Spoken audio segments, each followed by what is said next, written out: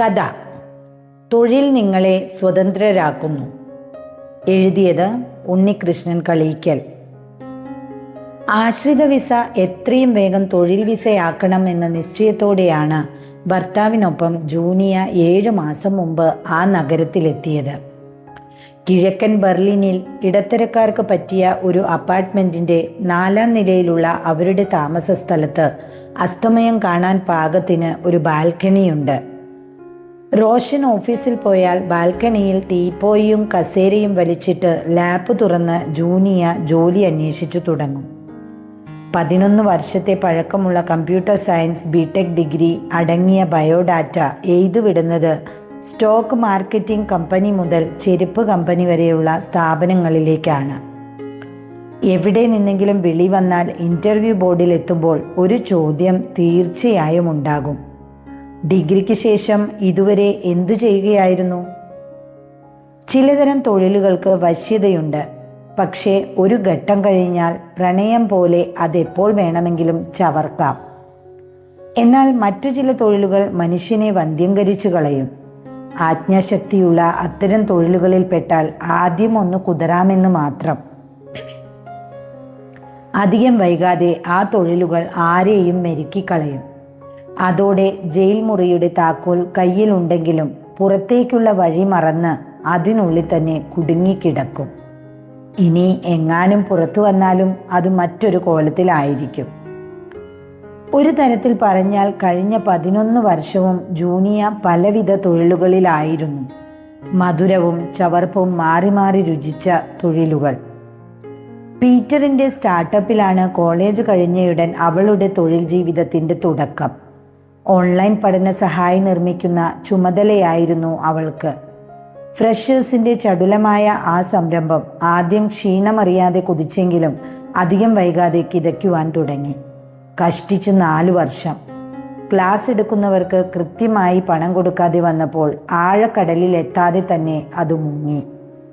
മുങ്ങിപ്പോയതൊക്കെ പുതിയ സ്റ്റാർട്ടപ്പുകളുടെ രൂപത്തിൽ ഉയർത്തിയെടുത്ത് മുമ്പോട്ടോടിക്കുവാൻ പീറ്റർ ശ്രമിച്ചെങ്കിലും കൂടെ നിന്ന പലരും പിണങ്ങിപ്പിരിഞ്ഞു.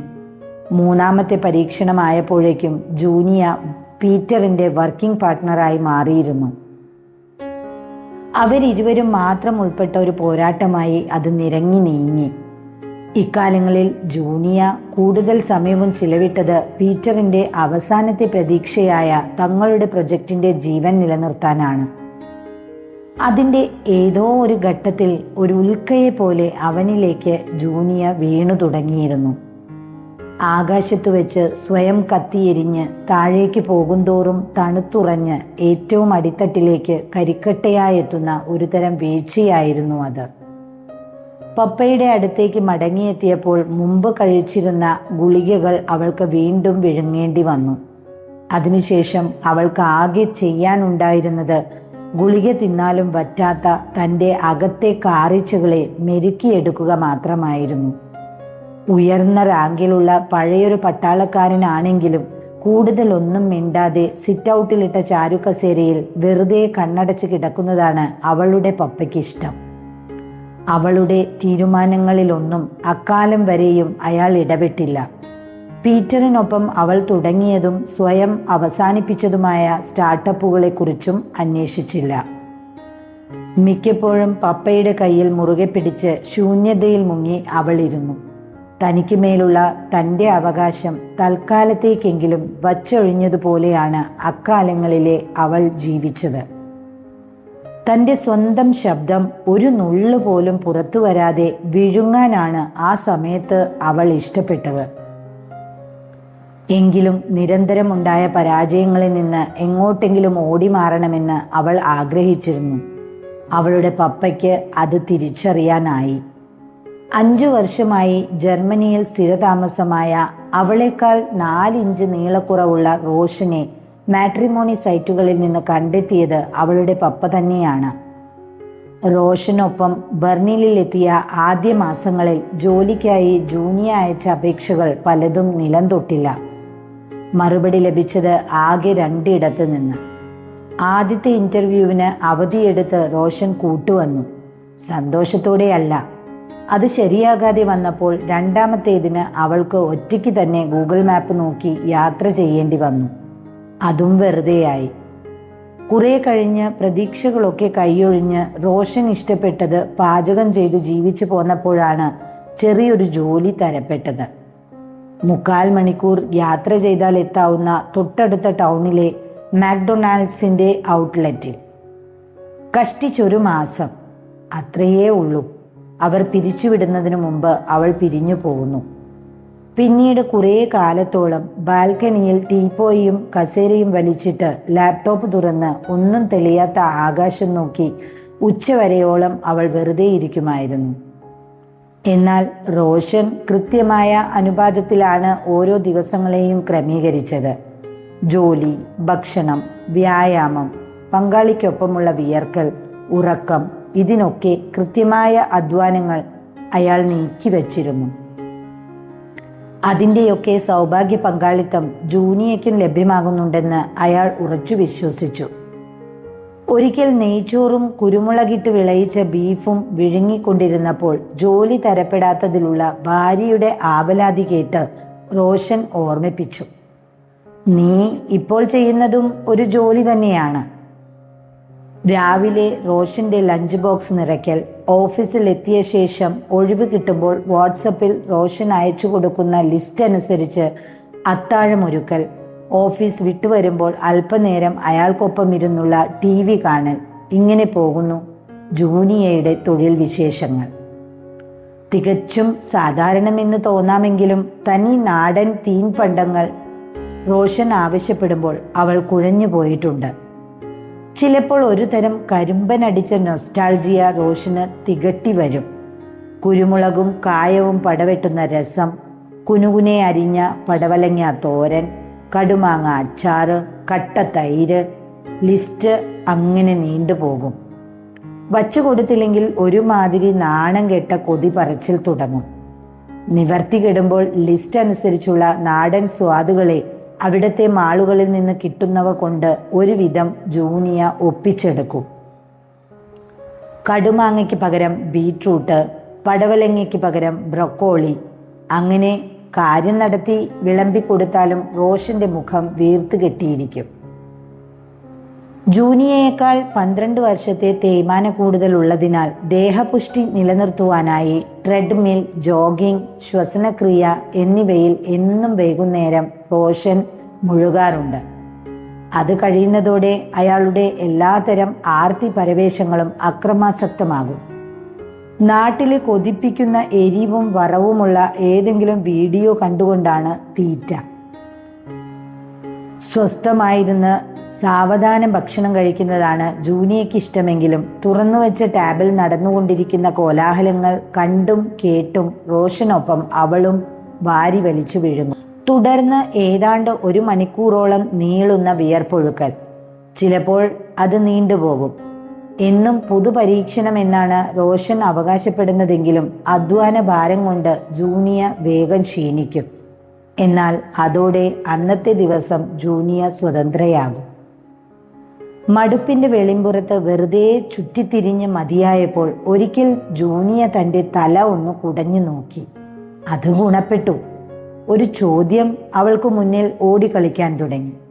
പുതിയൊരു യൂട്യൂബ് ചാനൽ തുടങ്ങിയാലോ? അതിൻ്റെ സാധ്യതകളും വെല്ലുവിളികളും വായിച്ചറിഞ്ഞതോടെ അവളുടെ പൊയ്പോയ ഉന്മേഷം തിരികെ കിട്ടി. ഏതാനും ദിവസങ്ങളുടെ തയ്യാറെടുപ്പുകൾക്ക് ശേഷം അവൾ അത് സാധിച്ചെടുത്തു.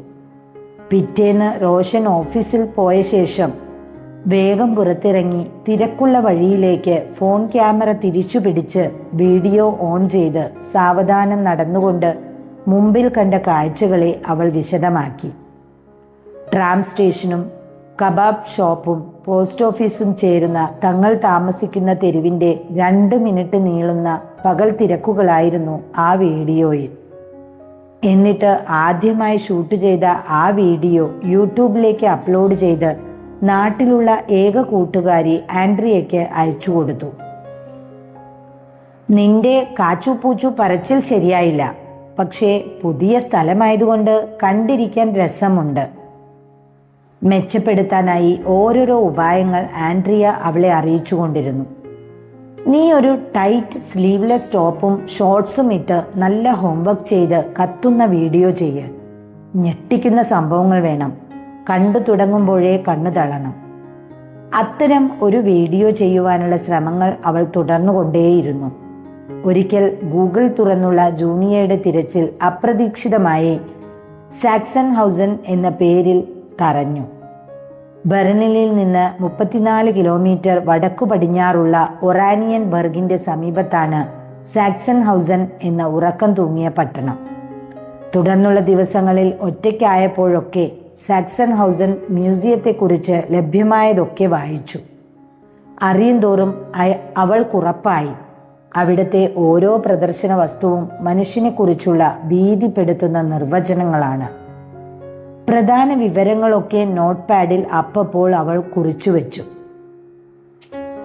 സാക്സൺ ഹൗസൻ കോൺസെൻട്രേഷൻ ക്യാമ്പ് 1936 സ്ഥാപിച്ചതു മുതൽ മനുഷ്യനുമേൽ മനുഷ്യരാൽ തന്നെ നടപ്പാക്കപ്പെട്ട ശുചീകരണ കേന്ദ്രമായി കരുതപ്പെടുന്നു.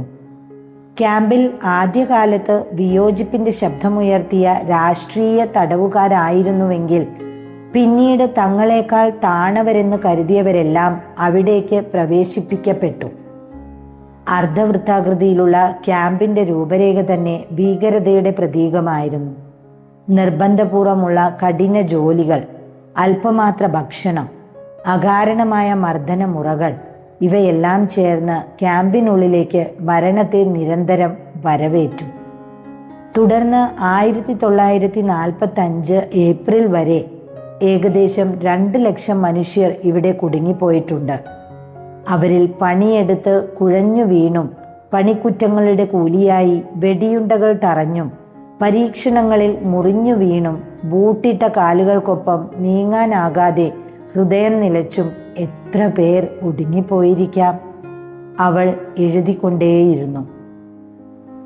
ഏറ്റവും അടുത്ത ഒരു ദിവസം റോഷൻ ഓഫീസിൽ പോയ ശേഷം താമസ സ്ഥലത്തു നിന്ന് ബസ്സിലും ലോക്കൽ ട്രെയിനിലും മാറി കയറി കഷ്ടിച്ച് 1 മണിക്കൂർ കൊണ്ട് ഒറാനിയൻ ബർഗ് റെയിൽവേ സ്റ്റേഷനിൽ ജൂനിയ എത്തി. പുറത്തിറങ്ങി ഗൂഗിൾ മാപ്പ് പറഞ്ഞ വഴിയെ അരമണിക്കൂറോളം നടന്നപ്പോൾ വായിച്ചും കേട്ടുമറിഞ്ഞ സാക്സൺ ഹൗസൻ മ്യൂസിയത്തിന്റെ പ്രവേശന കവാടം കാണാനായി. തീക്ഷ്ണമായ ഒരു വീഡിയോ ചെയ്യാനുള്ള തയ്യാറെടുപ്പോടെ ആ മ്യൂസിയത്തിന്റെ വലിയ ഗേറ്റിൽ പ്രദർശിപ്പിച്ചിരുന്ന വാക്യം ജൂനിയ വായിച്ചു. തൊഴിൽ നിങ്ങളെ സ്വതന്ത്രരാക്കുന്നു. ഗേറ്റ് കടന്നാലുടൻ വിശാലമായ റോൾ കോൾ സ്ക്വയറാണ്. കഠിനമായ ശൈത്യത്തിൽ മണിക്കൂറുകളോളം കാത്തു നിൽക്കുന്ന മനുഷ്യരിലേക്ക് കീറി മുറിക്കുന്ന അവഹേളനങ്ങളും ചെറുശിക്ഷകൾ മുതൽ വധശിക്ഷകൾ വരെയും അടിച്ചേൽപ്പിക്കപ്പെട്ട സ്ഥലം. തൊട്ടടുത്ത തുറസായ കോമ്പൗണ്ടിൽ ഉണങ്ങിയ മരക്കുറ്റികൾ പോലെ ചിതറിക്കിടക്കുന്ന ഒറ്റനില കെട്ടിടങ്ങൾ കാണുന്നുണ്ട്. അവയിൽ ആദ്യം മുമ്പിൽ വന്നു പെട്ടതിലേക്ക് ജൂനിയ കടന്നു. പഴയ രീതിയിലുള്ള പ്രവേശന മുറിയിലെ മേശയും ഏതാനും കസേരകളും കടന്നാൽ ഇടനാഴിയുടെ ഇരുവശവും തീരെ വീതി കുറഞ്ഞ ജയിൽ മുറികളാണ്. മിക്കതും ശൂന്യമെങ്കിലും ചിലതിൽ മരപ്പലകകളുണ്ട്. കഠിനമായ ശൈത്യകാലത്ത് പോലും ചൂടാക്കാനുള്ള സംവിധാനങ്ങൾ അവിടെ ഇല്ലായിരുന്നു. അപൂർവം ചില മുറികളുടെ അകഭിത്തിയിൽ അവിടെ ജീവിച്ച അല്ലെങ്കിൽ മരിച്ച ആളിൻ്റെ പേര് എഴുതി വച്ചിട്ടുണ്ട്. തൊട്ടടുത്ത ജയിൽ മുറിയുടെ ഭിത്തിയിൽ തൂക്കിയ കുറിപ്പ് സൂചിപ്പിച്ചത് അതിൽ ഒരു സ്വവർഗാനുരാഗിയായ കവി തടവിലാക്കപ്പെട്ടിരുന്നു എന്നാണ്. ആദ്യ ഹാളിൽ നിന്ന് പുറത്തിറങ്ങിയപ്പോൾ ജൂനിയയ്ക്ക് ദാഹം തോന്നി. കയ്യിലുണ്ടായിരുന്ന വെള്ളം മുഴുവൻ കുടിച്ചിട്ടും ക്ഷീണം മാറിയില്ല. അടുത്ത ഹാളിലേക്ക് കയറും മുമ്പ് സ്വയം ചോദിച്ചു, കാണണോ? കാണാതിരിക്കാൻ വയ്യ.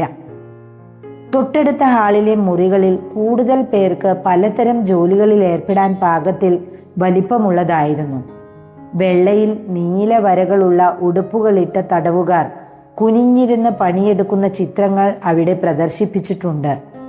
കൂടാതെ അന്തേവാസികളെ പലതരം ദണ്ഡനമുറകൾക്ക് വിധേയരാക്കുന്നതിൻ്റെ ചിത്രങ്ങളും. അവരിൽ പലരും തൊഴിലെടുത്ത് മരണത്തിൻ്റെ അല്ലെങ്കിൽ കൊല ചെയ്യപ്പെടലിൻ്റെ സ്വാതന്ത്ര്യത്തെ വരിച്ചിരിക്കാം.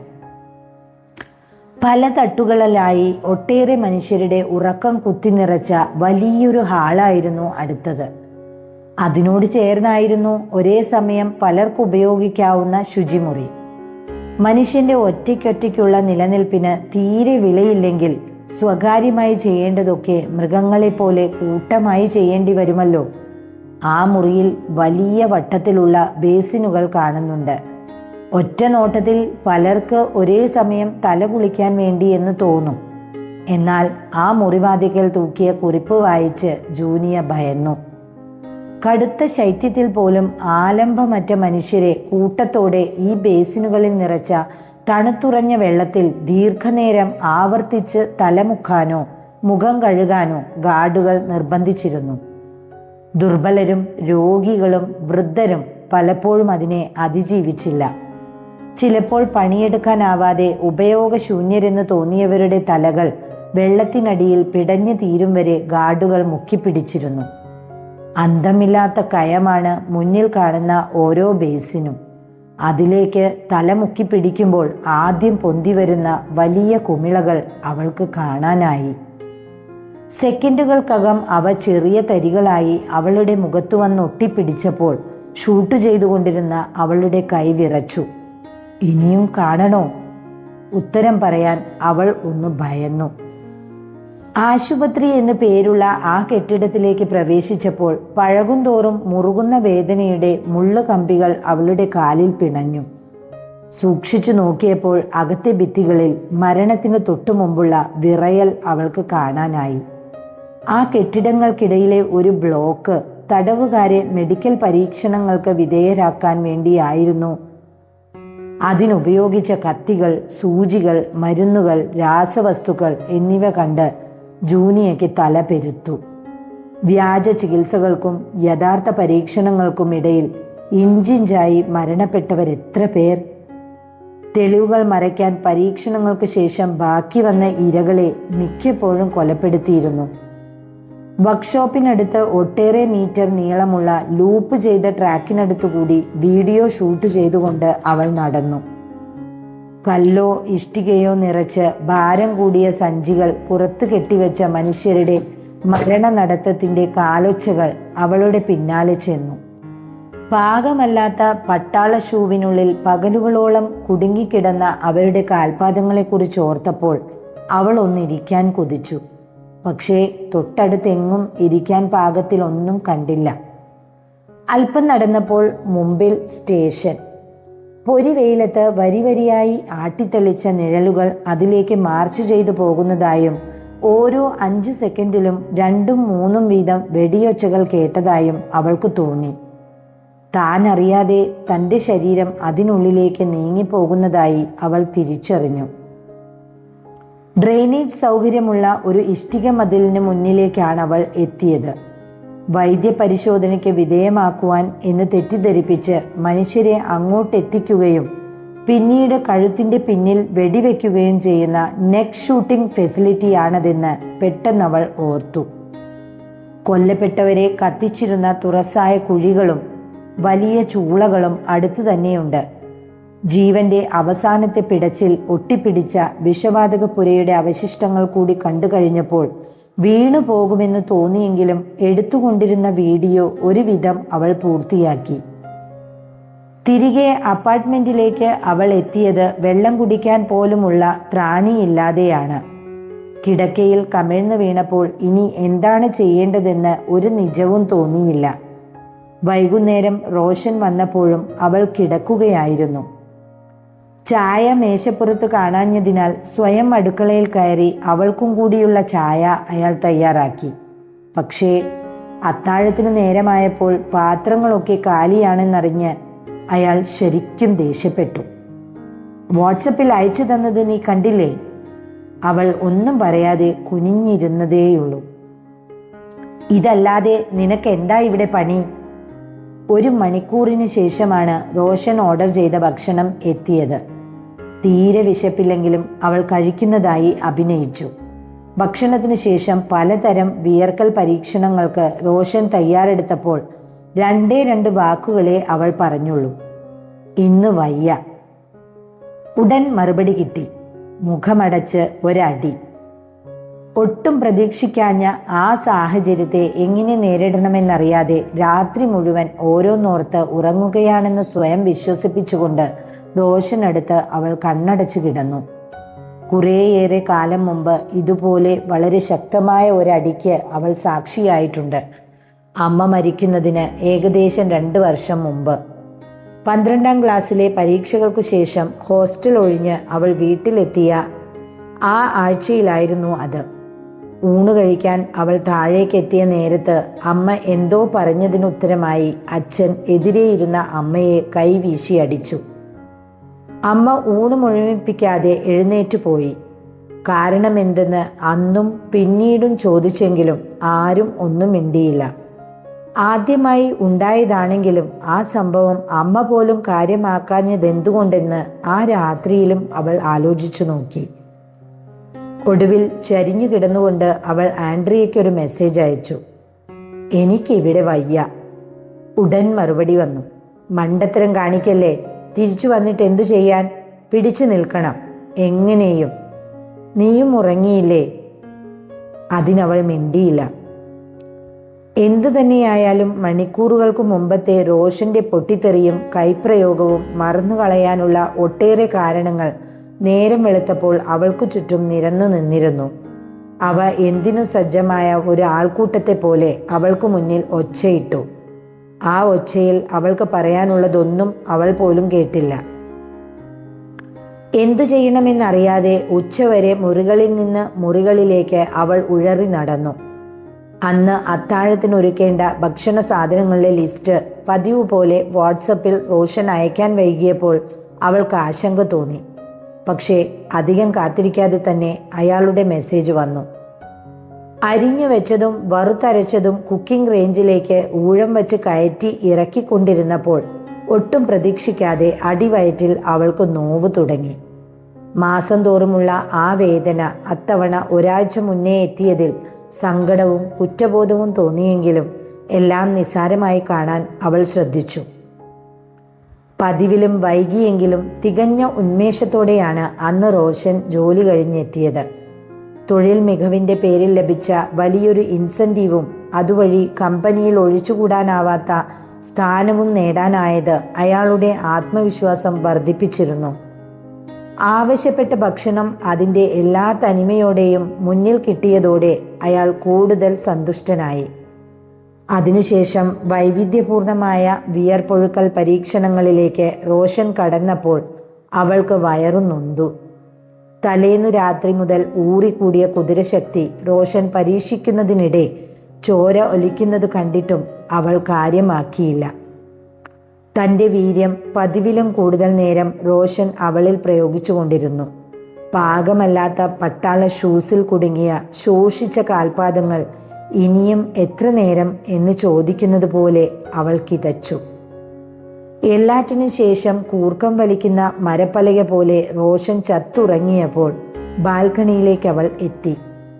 പീറ്ററിനെ ആ സമയം അവൾ കഠിനമായി ആഗ്രഹിച്ചു. തുറസിൽ അവനോടൊട്ടിക്കിടന്ന് പാതിരാത്രിയിലെ പുകമൂടിയ ആകാശത്തെ വലിച്ചെടുക്കുവാൻ അവൾക്ക് കൊതി തോന്നി. അവസാന പ്രതീക്ഷയായിരുന്ന പ്രൊജക്റ്റ് പൊട്ടിപ്പോയപ്പോൾ തങ്ങൾ ഇരുവരും അകത്ത് ചെലുത്തിയത് അത്രയ്ക്കൊന്നും മാരകമായിരുന്നില്ല. കൈത്തണ്ടയിൽ വാച്ച് കെട്ടിയുണ്ടായ വെളുത്ത പാടിൻ്റെ കൃത്യം നടുക്ക് ചോരയൊലിക്കാൻ പാകത്തിന് ആ മുറിവുണ്ടാക്കിയില്ലായിരുന്നെങ്കിൽ തന്നെപ്പോലെ അവനും രക്ഷപ്പെട്ടേനെ. കസേരയിലേക്ക് ചാരിക്കിടന്ന് കാലുകൾ ബാൽക്കണിയുടെ കൈവരിയിലേക്ക് പൊക്കിവെച്ച് പപ്പയുടെ കിടപ്പ് അവൾ അനുകരിച്ചു. 2 മാസം മുമ്പ് വീട് വിറ്റുപോയപ്പോൾ പപ്പയുടെ കൂട്ടുകിടപ്പുകാരൻ കരുണൻ ചേട്ടൻ ആ ചാരുകസേര ചോദിച്ചു വാങ്ങി. കുഞ്ഞിലെ പപ്പയുടെ മടിയിലിരുന്ന് ആ സ്റ്റാലിൻ മീശയുടെ മുകളിലേക്കുയർന്ന 2 തുഞ്ചങ്ങളും താഴ്ത്താൻ ശ്രമിച്ചിരുന്നത് അവൾ ഓർത്തു. കുറേ നേരം കണ്ണടച്ചിരുന്ന ശേഷം ജൂനിയ നോട്ട് പാഡ് തുറന്ന് എഴുതി തുടങ്ങിയതിൻ്റെ ബാക്കി കുറിപ്പുകൾ തയ്യാറാക്കി തുടങ്ങി. പാതിരാ കഴിയുമ്പോഴുള്ള തണുത്ത കാറ്റേറ്റപ്പോൾ നീല വരകൾക്കുള്ളിൽ കുടുങ്ങിക്കിടന്ന സ്വന്തം ശരീരത്തെ അമർത്തിപ്പിടിച്ചുകൊണ്ടവൾ വിചാരിച്ചു, തൊഴിൽ ഒരു നാൾ തന്നെയും സ്വതന്ത്രയാക്കും.